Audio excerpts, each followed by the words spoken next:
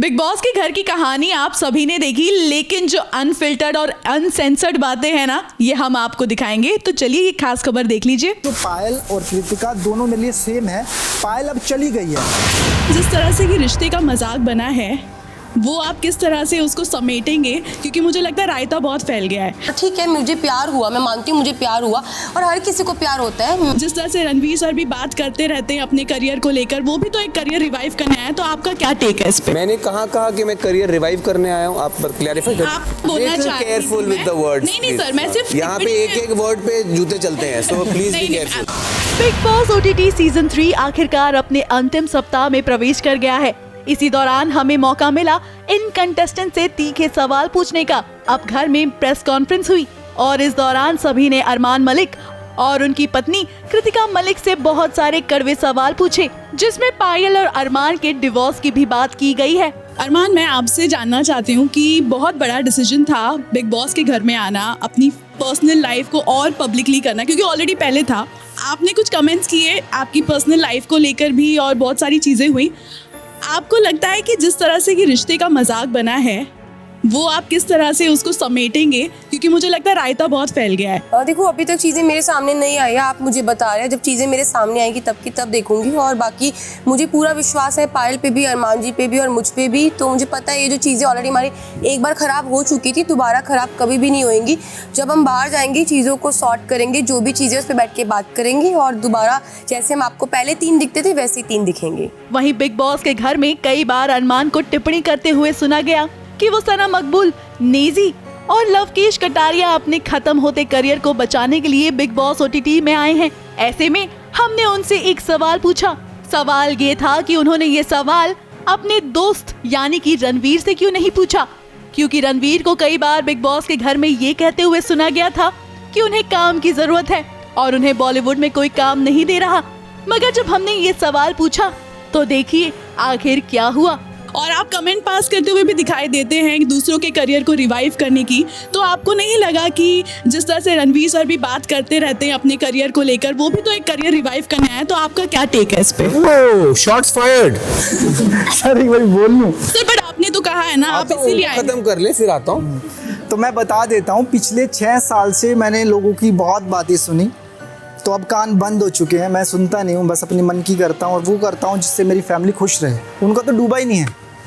मैंने कहा कि मैं करियर रिवाइव करने आया हूँ, आप क्लैरिफाई कर। आपने सर, मैंने ये नहीं कहा कि आप करियर रिवाइव करने, आपने अभी कहा, आपने कहा कि आपको काम की जरूरत है। आपने मैंने कहा था मेरे पास काम। मैंने उनकी टिप्पणी पर बस इतना बोलना चाहती हूँ। Careful with the words. नहीं सर, मैं सिर्फ यहाँ पे एक वर्ड पे जूते चलते हैं, सो प्लीज बी केयरफुल। वैसे बिग बॉस के घर में इसे ज्यादा उजागर नहीं किया गया और कंट्रोवर्सीज के घर में उनसे कई ऐसे सवाल पूछे गए जिसमें उनके कपड़ों को लेकर भी बात की गई। वैसे हमने कृतिका और अरमान से एक और सवाल पूछा, जहां हम जानना चाहते थे कि क्या कृतिका खुद को विनर के तौर पर देख पा रही हैं, क्योंकि शो में तो उनका कुछ ज्यादा कंट्रीब्यूशन नहीं दिखाई दे रहा है। जी नहीं याद, आप मुझे बताइए कि मैंने कब टास्क में उनकी हेल्प करी। और बात जो रही कोमा वाली, तो वहाँ पे मैं बैठ के फन कर रही थी और मैं बेडरूम में थी और मैं इस बात को, मैंने सना वाली जो बात है उसको सुना था, शिवानी ने मुझे आके बताई थी।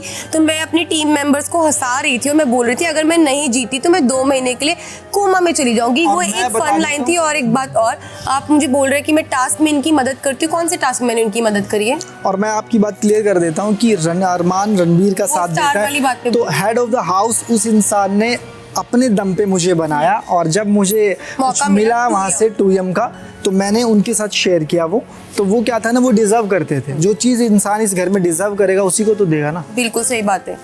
बट आपको पर्सनली स्टैंड आप क्यों नहीं लेते? आप डिस्कशन करने के लिए तुरंत उनके पास चली जाती हैं। खैर, बातों का सिलसिला तो यूं ही चलता रहेगा, मगर कौन बाजी मारेगा इसका फैसला 7 अगस्त को हो ही जाएगा।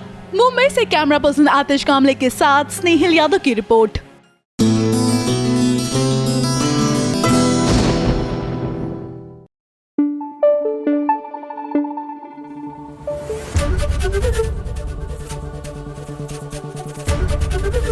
ABP न्यूज आपको रखे आगे। अब सीरियल तारक मेहता ने कंप्लीट कर लिए हैं 16 साल। आकांक्षा, तुम कितनी छोटी थी जब तुमने तारक मेहता देखना शुरू किया था? मैं उस वक्त बहुत छोटी थी, जितना छोटा जो है वो गोली है अब तो, लेकिन उसने शो छोड़ दिया है। मैम आप? शो छोड़ दिया है, लेकिन जाते जाते हमारे साथ मुलाकात हुई है और मुझे लगता है कि आपको ये 16 साल का सफ़र ज़रूर देखना चाहिए।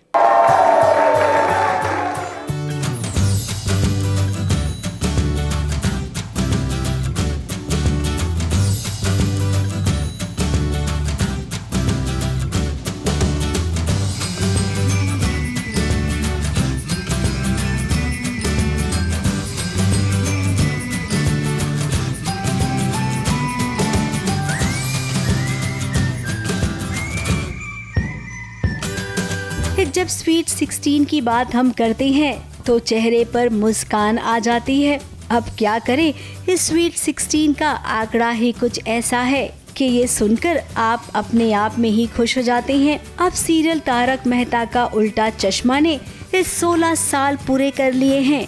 हंसते हंसाते लगातार 16 साल तक इस शो ने अपने दर्शकों को एंटरटेन किया है। तो अब मेकर्स ने सोचा कि 16 साल हुए हैं तो इसकी खुशी इस सीरियल में भी नजर आनी चाहिए। देखिए कैसे आज सभी किरदार यहाँ पर मिल रहे हैं, इस जश्न मना रहे हैं और इसी के साथ इस सोनी एंटरटेनमेंट इंडिया के CEO और मैनेजिंग डायरेक्टर MP सिंह भी आए हैं, जिनका स्वागत इस सभी ने मिलकर किया। एक सपना देखा था हमने, एक ऐसा शो लेके आएंगे जो समाज को जोड़ के रखेगा और लोगों को मनोरंजन देगा, लेकिन साथ में मैसेज भी देगा।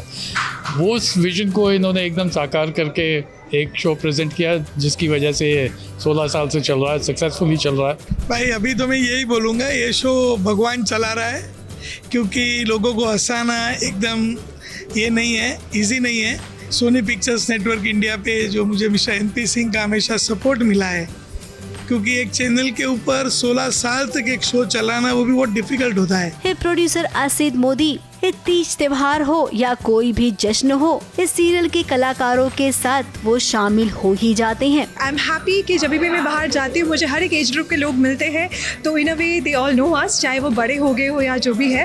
And it has been a great journey and God has been really kind. अभी तो जर्नी काफ़ी लंबी है, तो ज़रूर होगी, बहुत जल्द होगी। और इस बात की मतलब खुशी है कि ऑडियंस बहुत बेसब्री से जा रही है कि पोपटलाल की शादी अब जल्द हो जानी चाहिए। आसिफ भाई के ऊपर भी बहुत प्रेशर है, मुझे लगता है कि बहुत जल्द अब हो जाएगी। 16 साल हो गए हैं और ये जो स्वीट 16 बोला जाता है ना, वो अभी भी हम में है, ऐसा लग रहा है। MP सिंह सर ने कहा ना कि पलक झपकते ही ये 16 साल पूरे हो गए। और मुझे लगता है बचपना नहीं, स्वीट 16 जब नई नई चीज़ें शुरू होती है तो मतलब that is a new hope for us, for the show. And मुझे तो लगता है अभी और 50 साल इंशाल्लाह बाकी है। अभिनय क्षेत्र में आने के बाद हर एक का एक सपना होता है कि मुझे अमिताभ बच्चन जी के साथ काम करना है, तो वो मौका हमें इसी सीरियल ने दिया है। बच्चन जी खुद यहाँ पे आए और खुद उन्होंने हमारे साथ स्क्रीन शेयर की। अब इतना बड़ा सेलिब्रेशन है तो आपके मन में ये सवाल भी आया होगा कि जेठालाल कहाँ है। तो आपको बता दे कि जेठालाल लगभग 1 महीने की छुट्टी पर है, इसीलिए वो इस सेलिब्रेशन में शामिल नहीं हो पाए। कोई नहीं, जब वो वापस आएंगे तो एक सेलिब्रेशन और भी करा लेंगे। जाते जाते हम इतना जरूर कहेंगे कि 16 साल हो गए हैं, लेकिन आज भी दर्शक दयाबेन को बहुत मिस करते हैं। अगर दयाबेन इस शो में होती तो और भी मजा आता, लेकिन कहते हैं ना कि उम्मीद पर दुनिया कायम है, तो दर्शकों को ये उम्मीद भी है कि कहीं न कहीं किसी न किसी दिन दयाबेन अगर आ जाएंगी तब तो क्या बात ही बन जाएगी। मुंबई से विशाल शर्मा के साथ ABP न्यूज रिपोर्ट।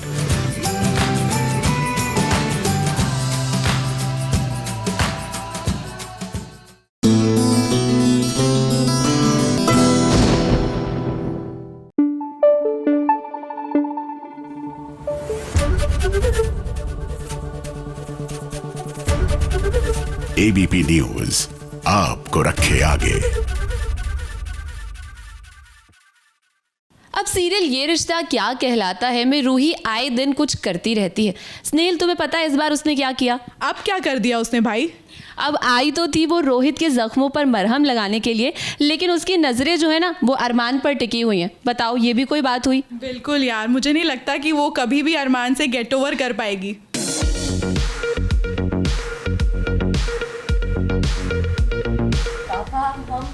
चैंपियन है। आपने देखा तो हम सबने मिलकर मैच जीता।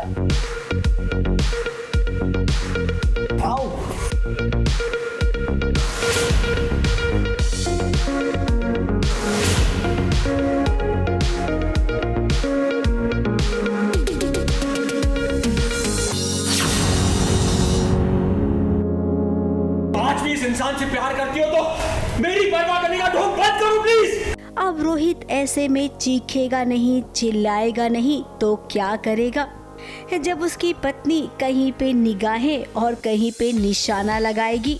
देखिए दादी सा ने तो कहा रूही से कि रोहित के जख्म पर दवा लगा दे। रूही सामने आई भी, लेकिन उतने में अरमान और अबीरा की एंट्री हो गई। और देखिए जरा रूही को, वो रोहित के जख्मों को नहीं बल्कि अरमान को देख रही है। जरा देखिए बैंडेज उसने घाव पर नहीं बल्कि शर्ट पर लगा दिया है। अब ये देखकर रोहित भड़क गया और दादी सा से कह रहा है कि मुझे रूही की हमदर्दी नहीं चाहिए। मुझे इसकी इंसानियत नहीं चाहिए, मुझे इस पूरे नाटक से टाइम आउट चाहिए। इनफैक्ट ये तो मेरे जख्म हरे कर रही है। जिसके जख्म ये भरना चाहती है उसी के पास जाए ना। बाप रे बाप, घर वालों के सामने इतना कुछ कहा रोहित ने, और उसके बाद भी देखिए कैसे अरमान के सामने खड़ी है रूही। से कहीं ना कहीं लग रहा है कि उसके भाई ने उससे उसकी सबसे प्यारी चीज़ ले ली और मतलब एक भीख में उसे वो दिया रिश्ता। जब उसका उससे प्यार था उसने कुर्बानी दी, तो किस बात की कुर्बानी दी? मुझे किसी का रहम नहीं चाहिए। तो उसका वो फ्रस्ट्रेशन वहाँ से आ रहा है। और फिर वो शादी भी करने वाले थे, वो सारी भी बातें हैं। अब घर में रूही लौट आई है तो जाहिर सी बात है कि दिन ब दिन ये कलेश होगा ही। दिन में ये हंगामा और रात में जब आउट हाउस में पहुँचे अरमान और अबीरा, तब उनके बीच हमेशा की तरह मीठी मीठी नोकझोंक होने लगी। तुमने सबके सामने ऐसे कैसे पूछा कि मैं तुम पर भरोसा करती हूँ या नहीं? How dare you? तुमने जवाब देने में 2 सेकंड क्यों लिए? जहाँ पर अरमान परेशान है कि दादी सा आखिर कब अबीरा को अपनाएंगी, और अबीरा अरमान के खिलाफ दादी सा के मुंह से एक शब्द नहीं सुन सकती है। दादी साहब फिर से मीन बातें सुनाती है अबीरा को और अरमान को, तो अबीरा फिर अरमान के लिए स्टैंड लेती है और दादी साहब को उल्टा ही सुना देती है। इनफैक्ट पास्ट रह चुका है एक, तो मैंने बोला नहीं, पास्ट की वजह से अब कुछ नहीं बदलेगा। अब मैं भरोसा करती हूँ और वो कभी नहीं बदलने वाला, मैं हमेशा रहूँगी साथ। कब तक ये झगड़ा चलेगा? अब तो दोनों ही इस झगड़े से परेशान हो गए हैं। इन दोनों को अब कोई सुलझता हुआ रास्ता नजर नहीं आ रहा है। अरमान और अबीरा को अभी तो एक दूसरे का ही साथ मिल रहा है। क्या पता ये परिवार के पास कब लौटेंगे और कब दादी सा इन दोनों को अपनाएगी। मुंबई से विशाल शर्मा और प्रिया धवड़े के साथ एबीपी न्यूज रिपोर्ट।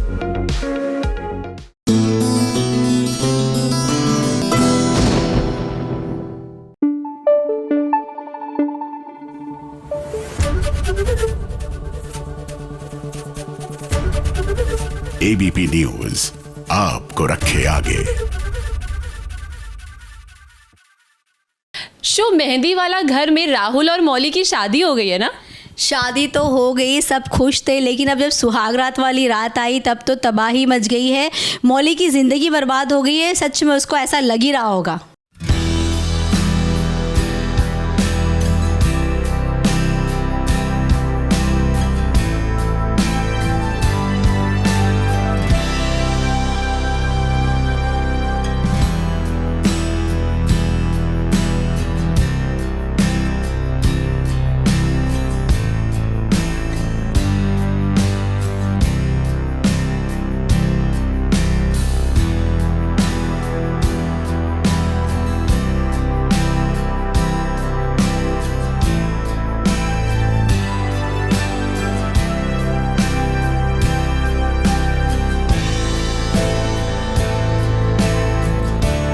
अब कितने प्यार से एक घर वालों ने मौली और राहुल की शादी करवाई थी।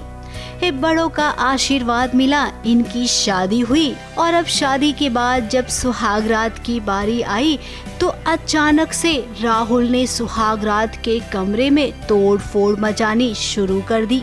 जरा कमरे की हालत तो देखिए, जो कमरा इस सुहागरात के लिए फूलों से सजाया हुआ था, उस कमरे को एकदम कबाड़ खाना बना दिया राहुल ने। अब राहुल को कोई दौरा नहीं पड़ा है, ना ही उसका दिमाग खराब हुआ है, बल्कि उसे तो सदमा लग गया है जब मौली ने कहा कि तुम मुझसे दूर रहो। अब सुहागरात के मौके पर एक पत्नी जब अपने पति से कहे कि मुझसे दूर रहो तो पति को सदमा तो लगेगा ना, क्योंकि इन दोनों के बीच अब तक तो सब ठीक था। फिर अचानक से क्या हो गया मौली को? उसने क्यों कह दिया राहुल को कि मुझसे दूर रहो?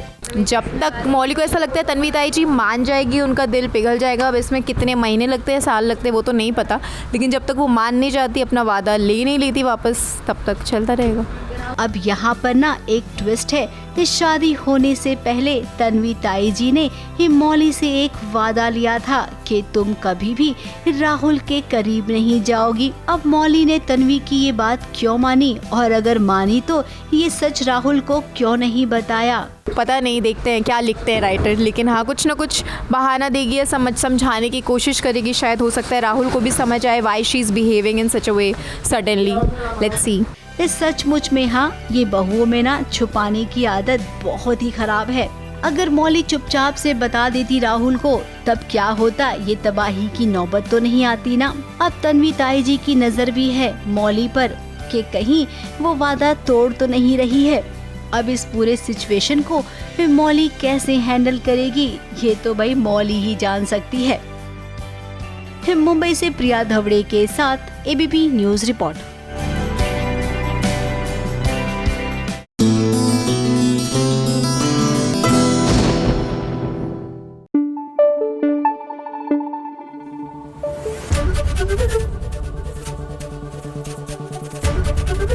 एबीपी न्यूज आपको रखे आगे।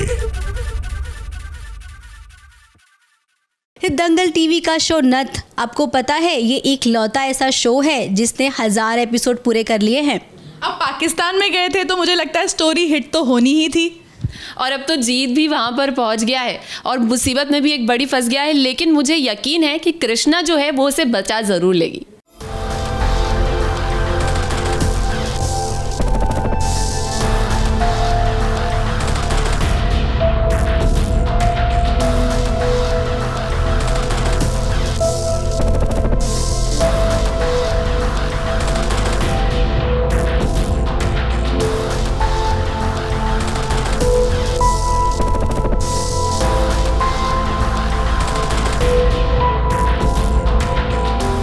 भाई पर्दा उठ गया है और अब तो एक कृष्णा का भेद भी खुल जाएगा।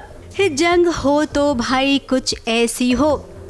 जब पत्नी आ गई हिंदुस्तान से बलूचिस्तान, तो ऐसे में पति क्यों ना आता भला। अब पहले कृष्णा और बाद में जीत, और देखिए पीछे पीछे कृष्णा की नानी भी आ गई, शिव भी आ गया और गौरी भी। लगता है यहाँ पर एक के साथ एक नहीं बल्कि बहुत सारे फ्री वाला मामला चल रहा है। गौरी यहाँ कोई प्लानिंग करके नहीं आई है, क्योंकि जब तक बात हिंदुस्तान की थी तो गौरी की पूरी प्लानिंग चल रही थी, लेकिन अभी हिंदुस्तान से बाहर की बात है, वो भी बलूचिस्तान की बात है, तो गौरी के पास कोई प्लानिंग नहीं है। वो एकदम वो ऐसा भी नहीं है कि छुप छुपाते हुए आई है या अपना चेहरा या अपनी पहचान ढकते हुए आई है। वो एक निर्दोष और एक मासूम हिंदुस्तानी की तरह आई है जिसकी कोई गलती नहीं है, और अपने पति को छुड़ाने आई है जिस पर इल्ज़ाम लगा है कि वो शायद जासूस है, और इसीलिए वो आती है, वो सबके सामने कबूल करती है, पुलिस वालों को बताती है कि ये उसका पति है, जीत गौरी का पति है और वो बिल्कुल निर्दोष है, उसने कुछ नहीं किया है, प्लीज़ हमें जाने दीजिए। लेकिन पुलिस इतनी आसानी से मानती नहीं है और कोशिश करती है जीत को पीटने की, तो उस सब में गौरी सामने आ जाती है, उसे भी मार लग जाती है। अब जासूसी का इल्जाम लगा है जीत पर, जिसके लिए उसे फांसी की सजा हो रही है। अब कृष्णा के रहते ये मुमकिन नहीं है, इसीलिए यहाँ पर बहुत बड़ा हाई ड्रामा हो रहा है। जीत बलूचिस्तान में फंस गया। इन लोगों को लगता है कि हम यहाँ जासूसी कर रहे हैं, जो सच भी है, जो मुझे नहीं पता था लेकिन कृष्णा कर रही है, तो उसी को लेके जीत अपनी जान पे खेल रहा है, अपने देश के लिए, अपनी बीवी के लिए, अपने बच्चों के लिए। वो अपना मुंह नहीं खोल रहा है। लाख कोशिश कर ली बलूचिस्तान पुलिस ने, लेकिन जीत ने अपना मुंह नहीं खोला। अभी उसी को लेके उसे फांसी की सज़ा देने आए हैं। ये कृष्णा बुर्खा पहनकर आई है और ये बात भी पक्की है कि अपने पूरे परिवार को वो यहाँ से बचा कर ले जाएगी। अब बलूचिस्तान वालों को भी ये पता चल जाएगा कि हिंदुस्तानी बहू में कितनी ताकत होती है। जब वो यमराज से अपने पति की जान वापस ला सकती है तो बलूचिस्तान किस खेत की मूली है। इस सबको धूल चटा कर जाएगी ये बहू रानी। मुंबई से कैमरामैन सुजीत मिश्रा के साथ एबीपी न्यूज रिपोर्ट।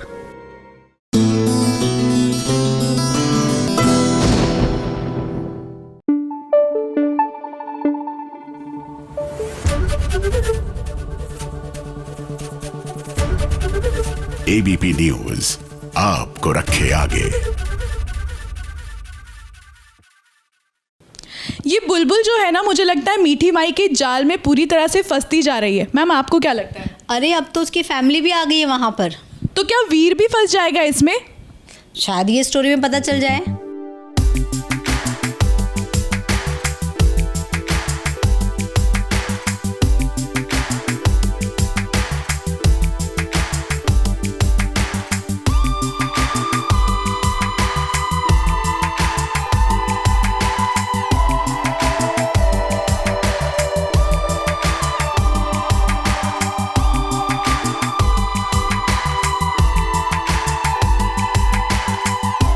देख लीजिए, ये वही मीठी माई है जो फ्रूट खाती है, जो रात में मदिरा पान करती है, डांस भी करती है और दिन में उसकी सभा भी लगती है जहाँ पर भक्त जय जयकार करते हैं मीठी माई की। अब बुलबुल को देखिए, वो यहाँ पर अपने परिवार के साथ आई है। मीठी माई का आशीर्वाद उसके परिवार को भी मिले, इसी उम्मीद से। अब बुलबुल ने कभी मीठी माई का ये वाला रूप देखा ही नहीं है। मीठी माई लड्डू खिलाती है, लड्डू खिलाने के बाद जादू हो जाता है और फिर वो शुरू करती है अपना काम।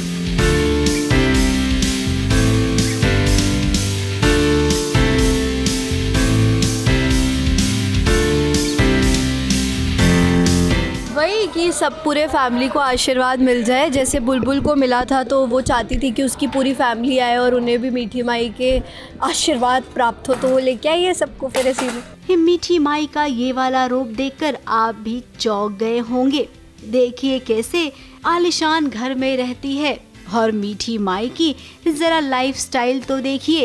ये कीवी फ्रूट्स खाती है, अंग्रेजी शराब पीती है, म्यूजिक लगाती है, डांस भी करती है। बस ये वो स्लो भजन वाला टाइम नहीं है, पार्टी टाइम है। अच्छा म्यूजिक बजाओ।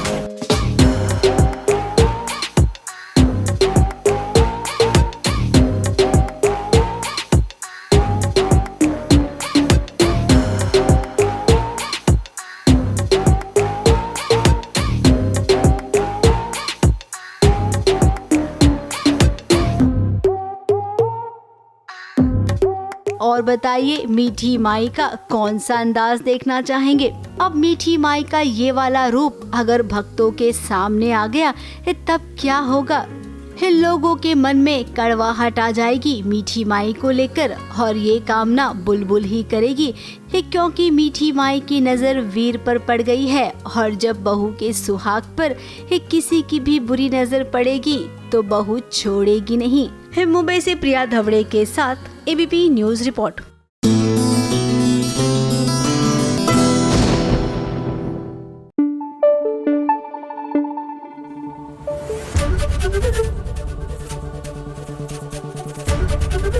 एबीपी न्यूज आपको रखे आगे। अच्छा मुझे ये बताओ कि तुम दोनों को बरसात कैसी लगती है? जिस दिन छुट्टी होती है उस दिन तो बड़ा मज़ा आता है, अदरवाइज़ मुझे नहीं पसंद।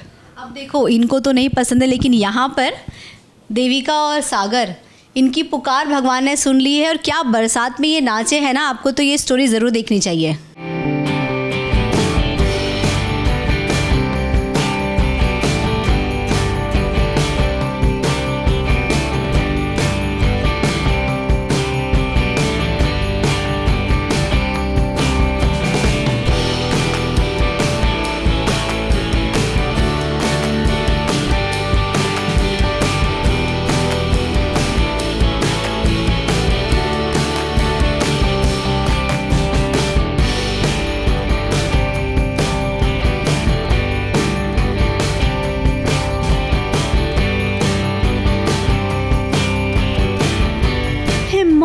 मॉनसून का महीना है और इस मॉनसून के महीने में ये दो प्यार करने वाले जब एक ऐसी जगह पहुंच जाएं जहां पर बरसात हो और उसी बरसात में इनकी आंखें चार भी हो जाए तो कैसा रहेगा। वेदिका और सागर मॉनसून में आज आंखें चार करने को तैयार है। पहले थोड़ा सा डांस वांस कर ले, बरसात का मजा ले ले, उसके बाद तो प्यार होना ही है।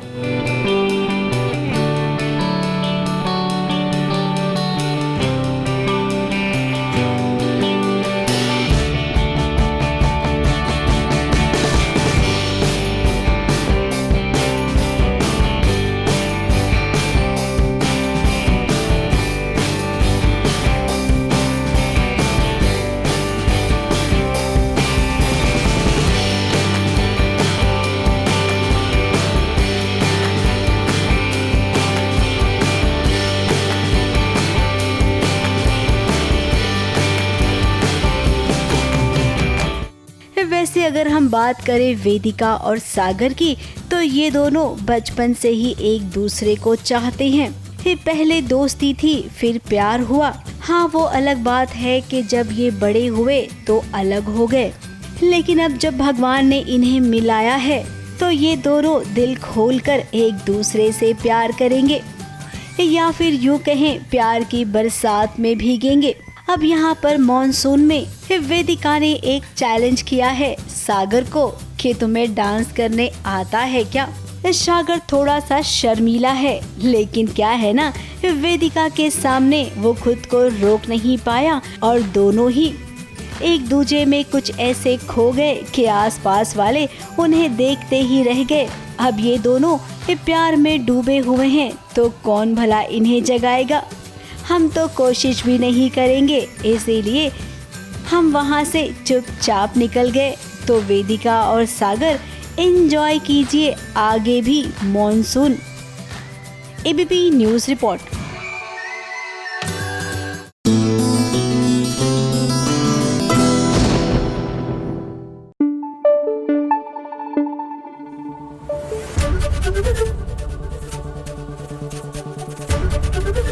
एबीपी न्यूज़ आपको रखे आगे। स्नेहिल, आकांक्षा, अरे क्या हुआ, सुन रहे हैं हम, बोलिए ना। अरे मैं क्या बोलूं, मेरी आप बोलती बंद हो गई जब मैंने देखा कि स्वरा की आवाज आ गई है। पर वो तो मैम बोल नहीं पाती थी ना। अब बोल रही है, देखो।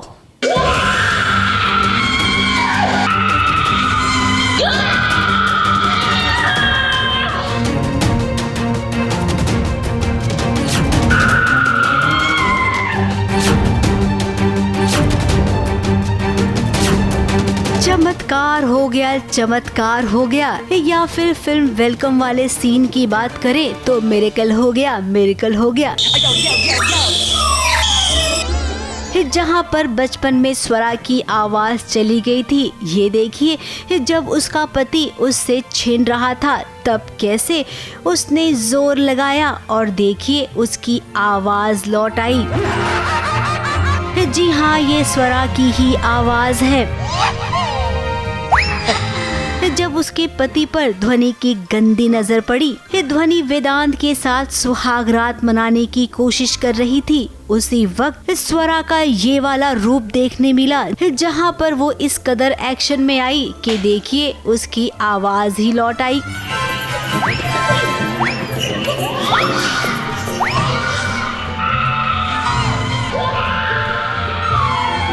ध्वनि उसे कुछ ड्रिंक्स में मिला के पिला देती है और वेदांत नशे की हालत में है और उसे रूम में ले जाती है।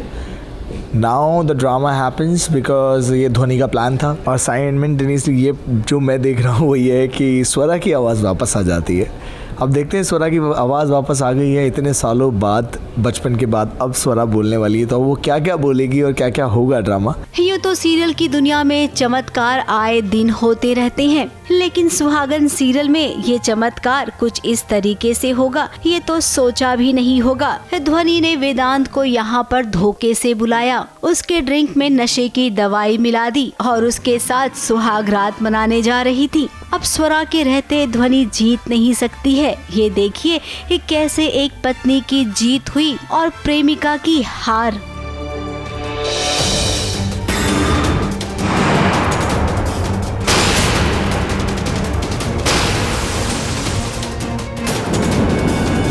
अब वेदांत जब होश में आएगा तब उसे सरप्राइज मिलेगा कि वाह, अब उसकी पत्नी बोलने भी लग गई है। अब जब स्वरा वेदांत से सारा सच बताएगी, उसके बाद क्या ध्वनि वेदांत की जिंदगी में रहेगी या फिर उसकी एग्जिट हो जाएगी?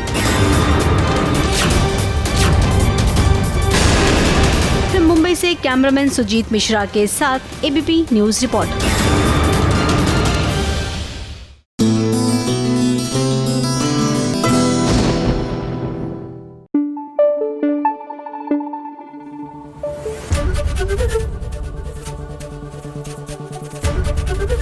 एबीपी न्यूज आपको रखे आगे।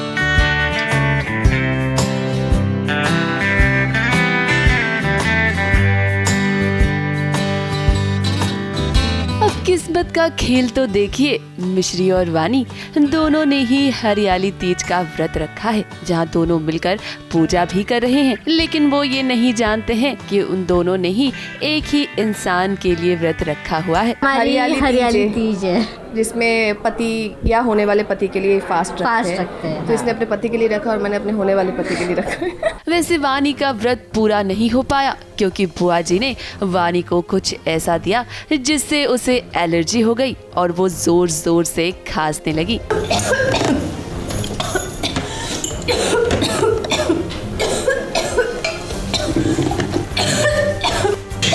ऐसे में वानी पानी पीने जाती है। हालांकि यहाँ मिश्री आती तो है उसे रोकने के लिए, लेकिन जब तक वो आती है तब तक वानी पानी पी चुकी होती है।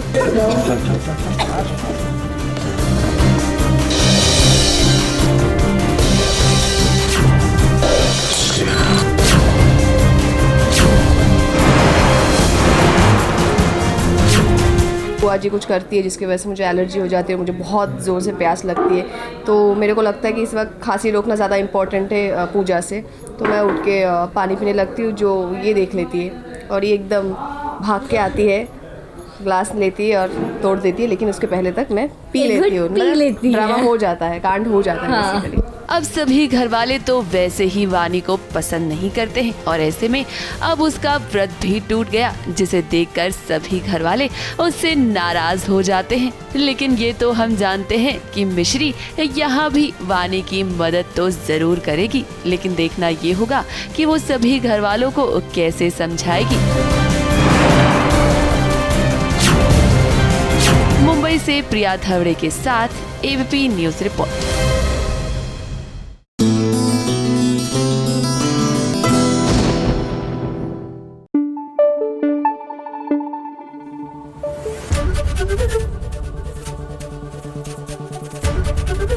एबीपी न्यूज आपको रखे आगे। अच्छा, मुझे ये बताओ कि तुम दोनों में से गुम है किसी के प्यार में कौन है जो हर दिन देखता है? मैं हर दिन तो नहीं मैम, लेकिन अपनी जो फटाफट खबरें जाती है ना, उसमें मैं देख लेती हूँ कि आखिर क्या चल रहा है। उनकी जो मस्ती होती है ना, जो जिस तरह से लड़ाई करते हो दोनों, मुझे बहुत अच्छा लगता है। तो ये वाली स्टोरी जब तुम देखोगी तो तुमको और भी ज़्यादा मज़ा आएगा।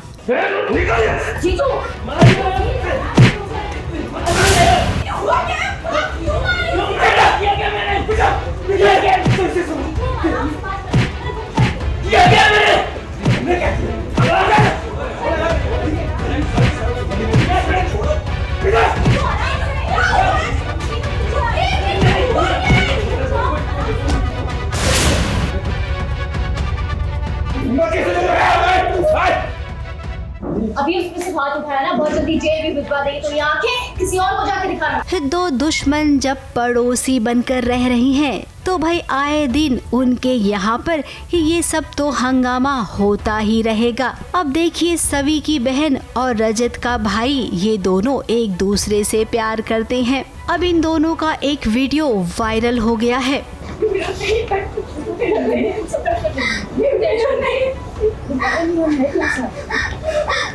मैंने किया क्या ऐसा?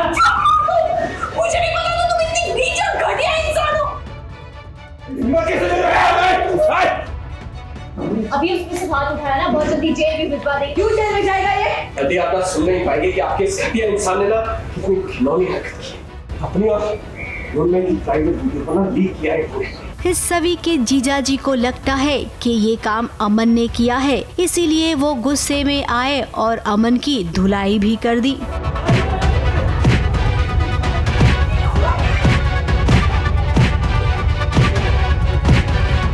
अब पूछो मत, मैं पिट के थक गया हूँ। बहुत पिटाई हुई मेरी, बहुत पिटाई हुई। एक्चुअली मुझे भी नहीं पता था क्यों पिट रहा हूँ मैं। मेरे को मौका ही नहीं मिला पूछने का, उसने मौका दिया ही नहीं। इतना मारा, उसके बाद पता चलता है कि क्यों पिट रहा हूँ मैं। अब अपने भाई को पिटता देख रजत भी पहुंचा। इधर से सवी और उसका परिवार भी आया। सवी और रजत दोनों ही अनजान हैं कि आखिर हुआ क्या है। अब जब बात की तह तक पहुँचे तो पता चला कि एक वीडियो वायरल हुआ है और ये किसी और ने नहीं बल्कि अमन ने किया है। जबकि अमन का कहना है कि मैं तो खुद प्यार करता हूँ इससे, फिर मैं ऐसी ओछी हरकत कैसे कर सकता हूँ। ये वीडियो मैंने नहीं बनाई भाई, तू तो मुझे जानता है, मैं ऐसी हरकत नहीं कर सकता। हाँ देखो, मेरा तो हाथ है नहीं इस वीडियो के पीछे, लीक होने के पीछे, और ये वीडियो मैंने बनाया भी नहीं। ऐसा लकी है जो मेरी ऐसा कुंडली पे शनि बन के बैठा है। रजत भी अपने भाई का बचाव कर रहा है, लेकिन यहाँ पर सवी ने जो बात कही वो बात ना इन सबको दिल पर लग गई। अब सभी का कहना है कि इस परिवार के मर्द हैं ही ऐसे जो औरतों की इज्जत नहीं करते हैं। वो अपने अभिमान के लिए कुछ भी कर सकते हैं। ऐसे इंसान के साथ जिसने अपनी गर्लफ्रेंड की इज्जत का तमाशा बना दिया, प्यार के नाम पे उसे धोखा दिया। आपकी तो कितनी दो बन है ना, एक बेटी के बाप है ना, आपके मन में लड़कियों के लिए इज्जत नहीं है क्या? किस तरह के आती है आप? अफसोस हो रहा है मुझे कि आशा को ना पीता। वहाँ से फिर रजत ने कुछ कहा, फिर सवी ने यहाँ से कुछ कहा, और ये कुछ कहते कहते बात इतनी आगे बढ़ गई कि अब सवी ने कह दिया है कि वो सई की कस्टडी कभी भी इनको मिलने ही नहीं देगी। तो जब हम उसकी साइड लेते हैं, रजत अमन की साइड लेता है, तब सभी टेक्स अ कॉल कि जिस घर में औरतों की इज्जत नहीं की जाती और जो औरतों की इज्जत नहीं करते उनको पनाह दी जाती है, उनके घर में तो मैं सही को रहने ही नहीं दूंगी। तो जो थोड़े बहुत होप्स थे वो भी चले जाते हैं हमारे। अब ये बात बहुत आगे बढ़ गई है। कोर्ट में वैसे भी सई का केस चल रहा है। अब ऐसे में सई की कस्टडी अगर रजत को नहीं मिली तब क्या होगा? अब जहाँ तक हम जानते हैं कि दिमाग तो किसी का जरूर दौड़ेगा कि क्यों ना कुछ घंटे पहले जो नकली पति पत्नी होने का ड्रामा कर रहे थे, उस ड्रामे को इस सच्चाई में तब्दील कर दिया जाए। इस पूरे झगड़े का निचोड़ तो यही लग रहा है। मुंबई से सोनू शुक्ला के साथ एबीपी न्यूज रिपोर्ट।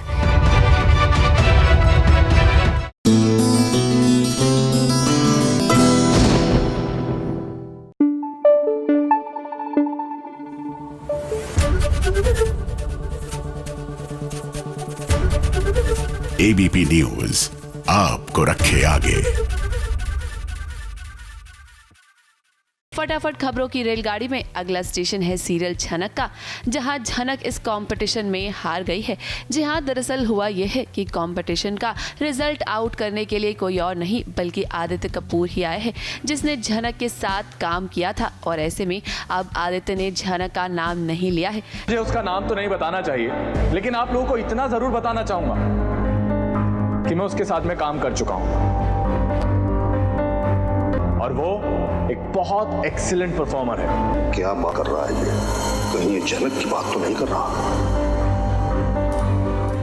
लेकिन झनक भी पीछे नहीं हटी, क्योंकि उसे पता है कि इस कंपटीशन में उसके साथ बहुत बुरा हुआ है। जहां गुरुजी की चाल के चलते झनक स्टेज पर अच्छे से परफॉर्म नहीं कर पाई थी। किसी ने झनक की ड्रेस काट दी थी। कमाल की बात है, मतलब एक धागे की वजह से ये परफॉर्मेंस नहीं कर पाई। अरे एक्चुअली इसे नाचना आता ही नहीं है। एक बात बताएं झनक, कुछ नहीं हो तुम। ऐसे में अब झनक सभी के सामने सीसीटीवी फुटेज चेक करने की बात कहती है, जिसे लेकर गुरुजी भड़क जाते हैं। आप कुछ नहीं बोलेंगे, मैं झूठी हूँ, लेकिन एक बार फुटेज चेक कराइए ना। फुटेज तो झूठ नहीं हो सकता है ना। फटाफट खबरों की रेलगाड़ी का अगला स्टेशन है सीरियल ये रिश्ता क्या कहलाता है का सेट, जहां अब रूही रोहित को डिवोर्स देना चाहती है और उसने डिवोर्स पेपर्स पर साइन भी कर दिए हैं और उसके इस केस को कोई और नहीं बल्कि अभीरा ही लड़ने वाली है। ये बात जब अरमान और बाकी घर वालों को पता चलती है तो अरमान काफी नाराज होता है और अभीरा से अपने सवाल का जवाब मांगने की कोशिश करता है। ये और मेरी शादी खारिज करने के कागज, ये पेपर्स आपके पास कैसे आए? तुम रोहित और रूही के केस में रूही को रिप्रेजेंट कर रही हो? अभीरा जवाब दो। आ गई है फटाफट खबरों की रेलगाड़ी। फटाफट खबरों की रेलगाड़ी में सबसे पहला स्टेशन है सीरियल अनुपमा। अब मीनाक्षी के आने से घर में रौनक तो आ गई है, लेकिन अनुपमा को घर से दूर रहता देख मीनाक्षी को अच्छा नहीं लग रहा और इस बात को लेकर वो काफी परेशान है। जहां इस बारे में वो वनराज से भी बात करने की कोशिश करती है, लेकिन वनराज उसके किसी भी सवाल का जवाब देने से इनकार कर देता है। वैसे हम आपको बता दें कि शो में अब घर वाले मीनाक्षी की शादी करवाना चाहेंगे, लेकिन मीनाक्षी अभी तो डॉक्टरी की पढ़ाई कर आई है। ऐसे में वो फिलहाल इंटर्नशिप करना चाहती है। तो वहीं इसी के साथ सागर, जो कि अनुपमा के आशा भवन में रहता है, वो मीनाक्षी के प्यार में पड़ने वाला है। जी हाँ, जहाँ सागर और मीनाक्षी एक दूसरे से प्यार कर बैठेंगे। मीनाक्षी नहीं मिली। हाँ? मतलब नहीं मिली मीनाक्षी। मिल गई। अरे नहीं मिली है। मैं ही मीनाक्षी हूँ। सॉरी मुझे लगा। क्या लगा?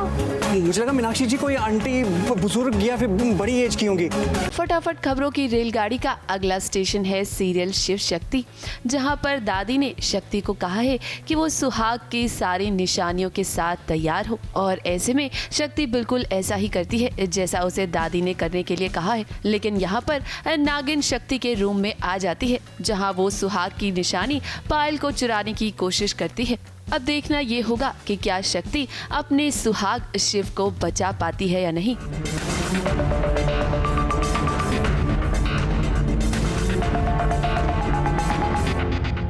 फटाफट खबरों की रेलगाड़ी में बस इतना ही। कल फिर मिलेंगे नई फटाफट खबरों के साथ। ABP news report.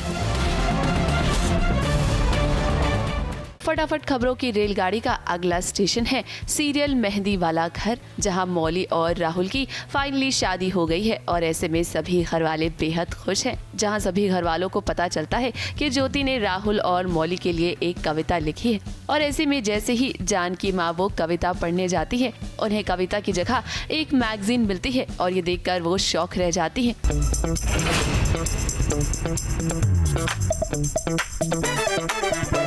क्या हुआ जानकी माँ, अच्छा नहीं लिखा? लगता है माँ को यकीन नहीं हो रहा कि ज्योति इतना अच्छा लिख सकती है। अरे माँ, मैंने भी मदद की है इसकी, आप पढ़ के सुनाइए ना।